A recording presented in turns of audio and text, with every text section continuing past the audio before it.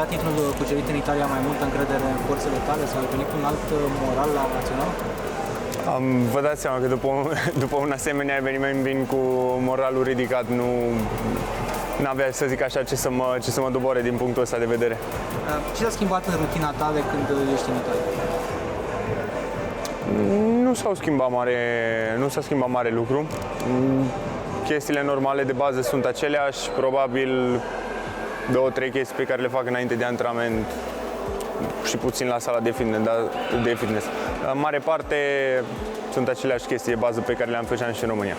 Cum te-au primit băieții la loc când ai venit prima zi? Bine, foarte bine.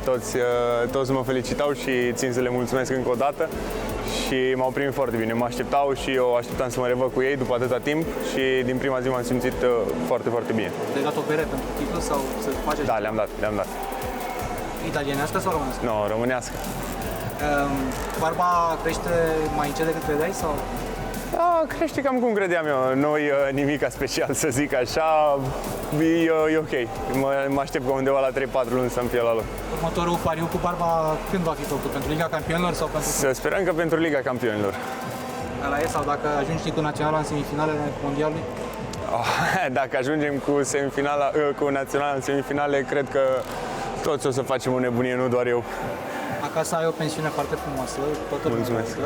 Ai muncit vreodată vara acolo? Da, bineînce-les. Până să fiu chemat la lotul de seniori, toate verile eram acolo. Și ce făceai? Serveai la mesă? Ce trebuia, făceam orice. Ce-ți plăcea cel mai mult? Ce-mi plăcea cel mai mult? Să tai iarba, presupun. Și ce nu-ți plăcea deloc? Ce nu-mi plăcea deloc? Să adun de pe mese, cred. Da. Știi să faci cocktail și asta sau? Nu mă pricep. Era mai mult cu munca, să zic așa, de câmp. Cu munca grea.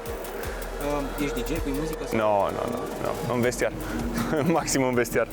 Ai luat ceva din stilul de viață al italienilor? Sincer, da. Chestiile legate de cafea le-am furat de la ei, să zic așa. Și în mare parte și mâncarea, să zic așa, pastele și chestiile astea tipice lor. De cafea ce sfat dai?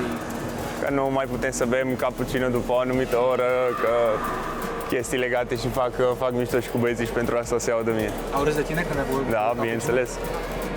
Da. Cappuccino de cât? Până la ce oră? Până la 11-12, zic cam așa. Și ultima întrebare, câte emoții ai avut când ai fost titular prima dată la Trentino? Sincer să fiu, n-am avut emoții. Mi-am așteptat șansa.